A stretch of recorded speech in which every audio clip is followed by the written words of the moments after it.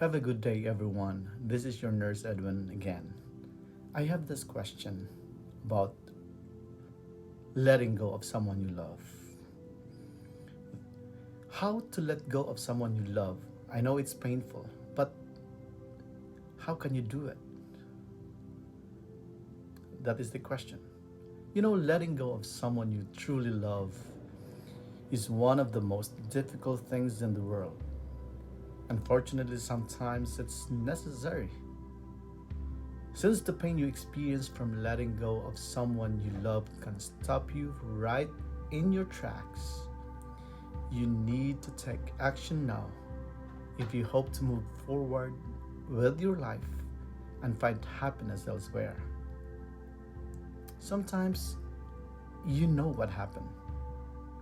Other times you feel as though things slowly slipped away from you and you can quite pinpoint any one cause. But in any case, you've decided it's time to let them go and move on. Now, let's talk about how to do that. Number one, cut contact. Before you do anything, and I mean anything else, you need to cut contact with the person. This is less a step and more of a critically important prerequisite. You'll never be able to heal if you keep the person who hurt you so close at hand. So, for example, remove phone numbers, discard contact information or pictures, and anything else directly connected with them. I understand you are not erasing your memory. You're simply removing your ability to potentially contact that person the next time you are in a moment of weakness and might think about reaching out. Number two, be with what you're feeling. Possibly the worst thing you can do is to ignore what you're feeling and start looking for means to either bottle those feelings down or hide from them. You have to remember, the longer you do this, the worse you'll get. So you need to take action, an entirely different approach if you hope to heal this wound. Face the pain head on and don't run from it. Allow yourself to simply be with whatever you're feeling, even if it's uncomfortable. I know over time, the mind has a way of settling itself if you allow it to focus it on the pain. Okay? Number three is stop fantasizing. As you begin to experience the gradual process of internal healing and reflect on past memories, you'll be motivated to fantasize that maybe, just maybe, they'll change. Maybe things could work out this time if such and such was different. Things won't work out and they won't change. This process is your brain trying to keep you away from the pain again. Be present for these feelings so that you maintain clarity. But it's important to then give yourself a reality check and remember that this is a natural part of the process of healing. It's the same thing as binge drinking after a breakup or some other loss. You're not really healing, just attempting to put a band-aid over the issue. Eventually, that band-aid will come off, and when it does, it's going to hurt like hell. So the only way to heal is to be with what is reality and move on. So stop fantasizing.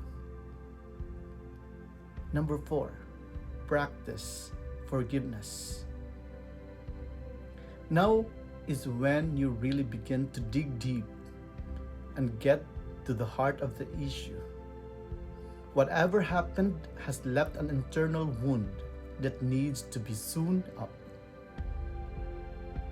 And to do that, you need to practice forgiveness. It's not always the other person's fault. Sometimes it's also our own fault. But whatever the case, you need to either practice visualizing the other person and repeating a simple mantra such as, I forgive you. My pain is my own. Or imagine yourself apologizing and searching for those feelings of sincerity within you. When you can recognize this, the process has started working. Depending on what happened, it will take time to heal.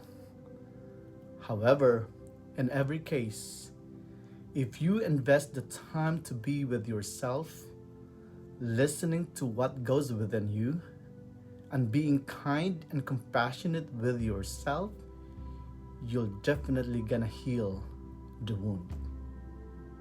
Number 5, understand the grieving process. Much like the death of a loved one, the end of a relationship is a loss. And with loss comes grief, denial and isolation, anger, bargaining, depression, and acceptance are all normal stages of the process. And it's important to remember that everyone grieves differently. Number 6, reach out for support. While it's normal to have a tendency to isolate yourself following a breakup, it's important you not experience it alone.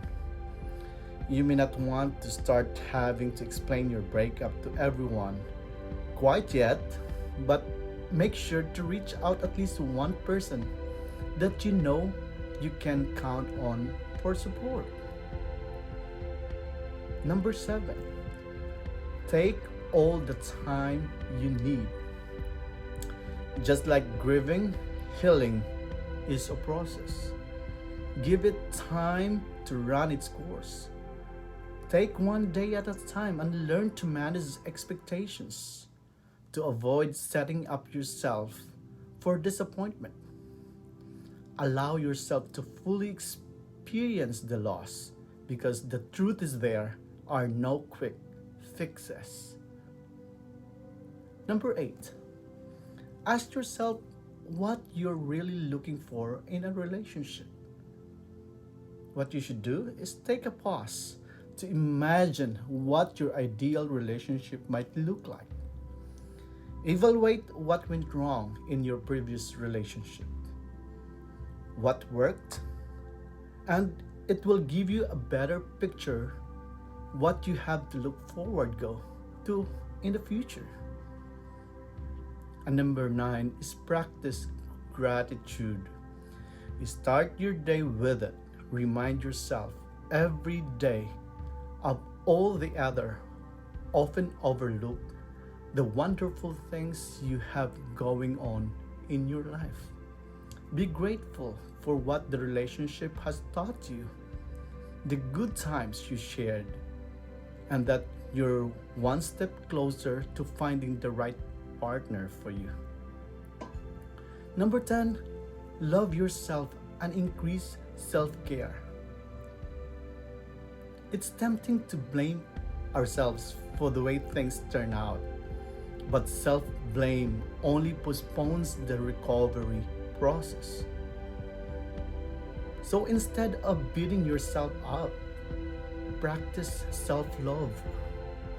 One way you can be more loving towards yourself is by acknowledging your role in what went wrong in the relationship while reminding yourself that there were two of you involved and you both contributed to what happened in your own way.